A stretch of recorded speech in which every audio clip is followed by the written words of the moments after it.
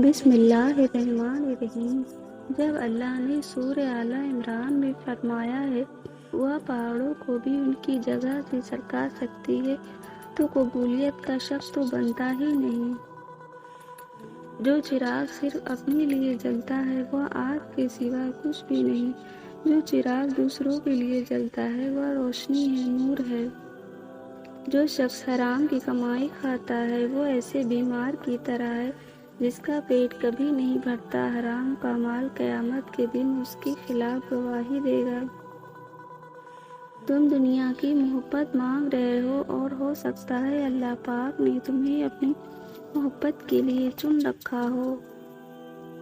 اللہ کی 4 رحمتیں جو انسان سے برداشت نہیں ہوتی: بیٹی، مہمان، بارش، بیماری۔ اللہ کے 4 عذاب جو انسان خوشی سے قبول کر لیتا ہے: دہیج، سود، غیبت، جھوٹ۔ انسان جب ناراض ہو تو دوبارہ منہ نہیں لگاتا اور رب ناراض ہو تو تب بھی دن میں 5 بار بلاتا ہے۔ یہ ہے سچی محبت۔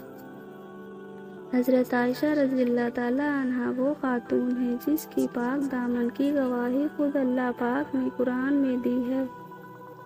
جسے اللہ تعالیٰ اپنی محبت دیتا ہے تو پھر اسے اور کوئی چیز کی خواہش نہیں ہوتی ہے، اور جسے وہ دنیا دیتا ہے اس کی خواہش بھوک بن جاتی، کبھی ختم نہیں ہوتی۔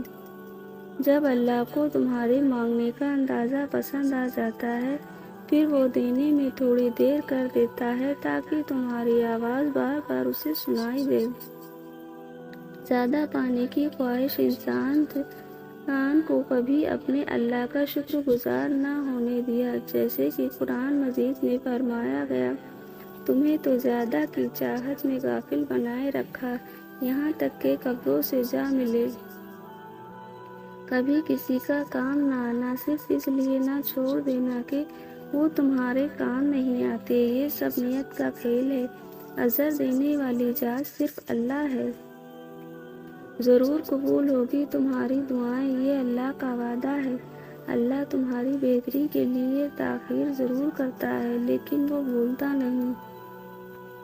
یہ جو تمہارا ٹوٹا ہوا دل ہے نا، یقین رکھو اللہ کے کرم سے سنبھل جائے گا، کیونکہ اللہ کو اختیار ہے، جو چاہے کرے۔ تمہارا گمان بھی نہ ہوگا، وہاں سے تقدیریں نکل جائیں گی۔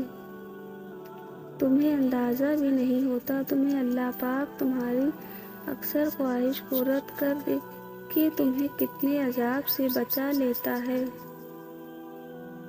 خدا کسی کو مایوس نہیں کرتا، اس سے مانگتے رہو، ایک دن یا تو تمہیں عطا کرنے کے بعد پرسکون کرے گا، ورنہ اس احساس سے بے نیاز کر کے مالا مال کر دے گا۔ تقدیر اور قسمت سے زیادہ طاقت دعا میں ہوتی ہے، جو عرش تک ہلا سکتی ہے۔ دعا تو طاقت رکھتی ہے کہ جو آپ کے نصیب میں نہیں اسے بھی آپ کا کر سکتی ہے۔ رسول کریم صلی اللہ علیہ وسلم نے ارشاد فرمایا: جو شخص 100 مرتبہ درود پڑھے اس شخص کی 100 ضرورتوں کو پوری کر دی جائے گی، جن میں سے 30 تو دنیا میں ہی پوری ہو جائے گی، باقی کے 70 آخرت میں پوری کی جائے گی۔ دعا ایسی خوبصورت عمل جس میں مانگنے والا اپنی پریشانیاں اللہ کے حوالے کر دیتا ہے اور اللہ جواب میں اپنی رحمتیں جھولی میں ڈال لیتا ہے۔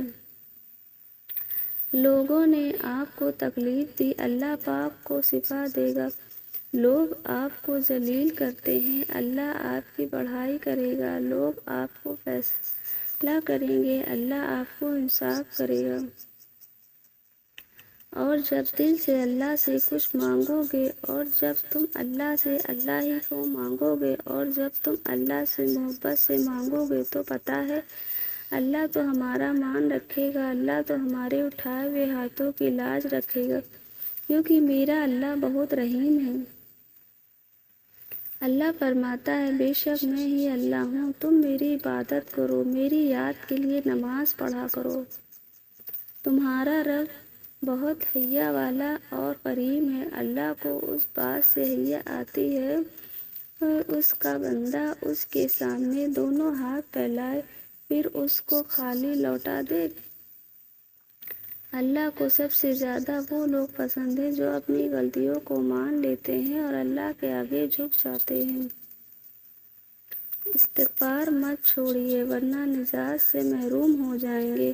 ارشاد باری تعالیٰ ہے، اللہ تعالیٰ ان کو عذاب دینے والا نہیں ہے جب کہ وہ استغفار کرتے ہوں۔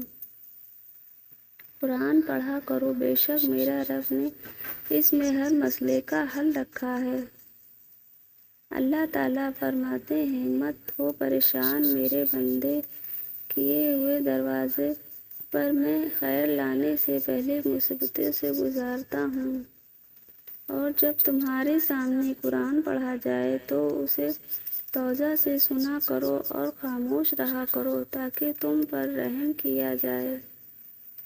اگر تم قرآن کو آنکھوں سے دیکھو گے تو الفاظ نظر آئیں گے، دماغ سے دیکھو گے تو علم نظر آئے گا، دل سے دیکھو گے تو محبت نظر آئے گی، اور اگر اپنی روح سے دیکھو گے تو تمہیں خدا نظر آئے گا۔